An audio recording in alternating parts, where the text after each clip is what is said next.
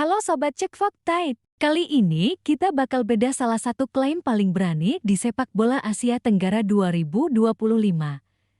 Timnas Malaysia menargetkan imbang lawan Iran, lalu mengalahkan Tajikistan di ajang CAF Nations Cup ke-2025.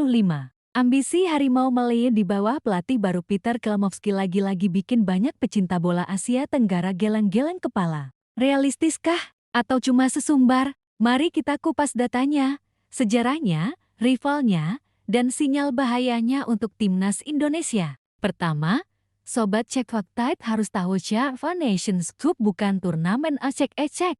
CAF Central Asian Football Association, wadah regional Asia Tengah yang dihuni Iran, Tajikistan, Uzbekistan, Turkmenistan, Afghanistan, hingga Kirgistan. Biasanya, CAF Nations jadi ajang pemanasan tim-tim Asia Tengah menjelang kualifikasi Piala Dunia atau Piala Asia. Tahun ini, Malaysia diundang sebagai tamu spesial sama seperti Thailand tahun lalu demi meningkatkan jam terbang. Iran sekarang peringkat ke-18 FIFA. Jelas tim elit Asia sejajar Jepang, Korea Selatan, dan Australia. Mereka baru saja lolos ke Piala Dunia 2026 dan dikenal punya materi bintang Eropa macam Mehdi Taremi, Sardar Azman, hingga pemain Liga Yunani dan Belgia. Malaysia terakhir ketemu Iran, 17 Juli tahun 2007, Piala Asia. Skor akhir, Malaysia kalah 0-2 di kandang sendiri, Stadion Bukit Jalil. Sejak itu, Harimau Malaysia tak pernah dapat lawan sekuat ini lagi di kompetisi resmi. Maka target imbang di 2025. Bisa jadi mimpi tinggi atau bukti kepercayaan diri Peter Kelamovski. Kalau Iran adalah raksasa Asia, Tajikistan adalah tim Asia Tengah yang konsisten bikin kejutan. Tahun lalu, Tajikistan tembus perempat final Piala Asia 2023, menyingkirkan Uni Emirat Arab di babak 16 besar. FIFA ranking mereka 104, jauh di atas Malaysia yang masih berkutat di ranking 134-140. Faktor tuan rumah bikin Tajikistan sangat berbahaya. Apalagi main di Stadion Dushanbe, di dataran tinggi Asia Tengah yang keras dan dingin. Target Malaysia untuk mengalahkan Tajikistan di kandangnya jelas bukan misi gampang. Kenapa Malaysia bisa begitu percaya diri? Pertama, Peter Kelamovski datang membawa filosofi pressing intens ala Australia. Kedua, Malaysia menang 2-0 lawan Nepal dan membantai Vietnam 4-0 di uji coba. Ketiga, regenerasi pemain Malaysia relatif mulus, tulang punggung JDT Johor Darul Tasim masih mendominasi. Kemenangan telak lawan Vietnam jadi bahan sesumbar. Mereka merasa sudah jadi tim terkuat ASEAN, padahal Vietnam sendiri sedang transisi usai generasi emas 2018-2022 menua. Lucunya, Malaysia malah menolak ajakan Indonesia untuk latih tanding FIFA Match di September. Beberapa laporan media Malaysia menyebut Malaysia takut riskan cedera, takut hasil buruk menurunkan moral, dan fokus ke CAF.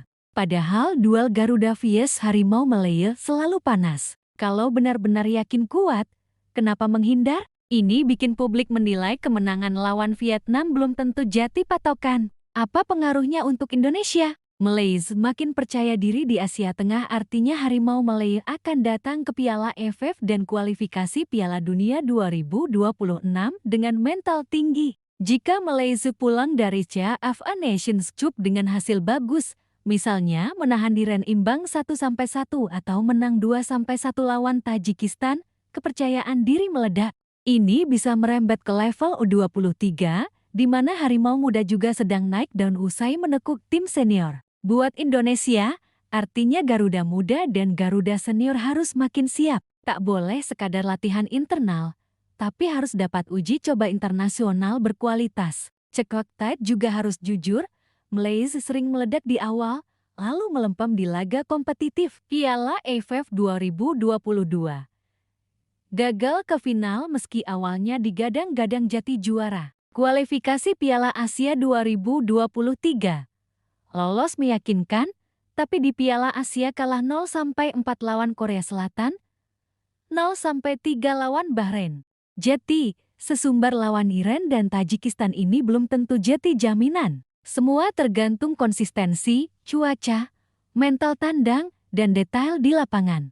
Selain modal pelatih asing dan klub Johor Darul Ta'zim JDT yang jeti mesin tempur, Malaysia juga makin berani memakai strategi naturalisasi diaspora. Contoh terbaru, Neko Mendes mantan pemain Sporting Gijon yang resmi gabung timnas Malaysia karena punya garis keturunan Penang dari kakeknya. Neko bakal memperkuat lini tengah Malaysia di CAF Nations ke-2025.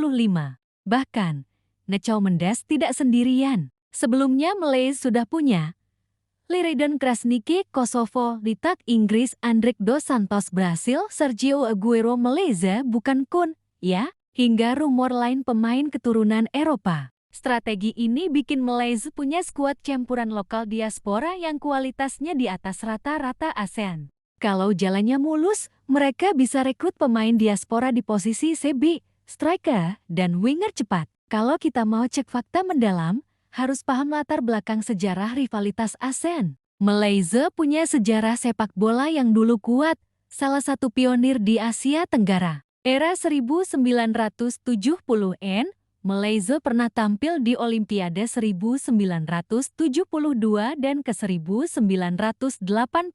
Tapi sejak 1980-an, prestasi menurun drastis. Indonesia, Thailand, dan Vietnam kemudian mencuri panggung. Thailand Jeti Raja AFF, Vietnam menembus perempat final Piala Asia ke-2019. Indonesia langganan final AFF dan mulai ekspor pemain ke Eropa Egy, Witan, Asnawi. Karena itu, setiap prestasi Malaysia di panggung regional selalu dikaitkan dengan obsesi mengembalikan kejayaan lama. Sekarang, Peter Kelamovski dijadikan pion penting, pelatih muda, metode Eropa Australia, pendekatan ilmiah, plus diaspora Eropa. Beberapa analis sepak bola Asia berpendapat, Irin jelas di atas kertas terlalu tangguh. Level pressing, stamina, dan disiplin tim Iren masih jauh di atas Malaysia. Minimal, Malaysia diharapkan bisa kalah terhormat, bukan dibantai 0-4 atau 0-5.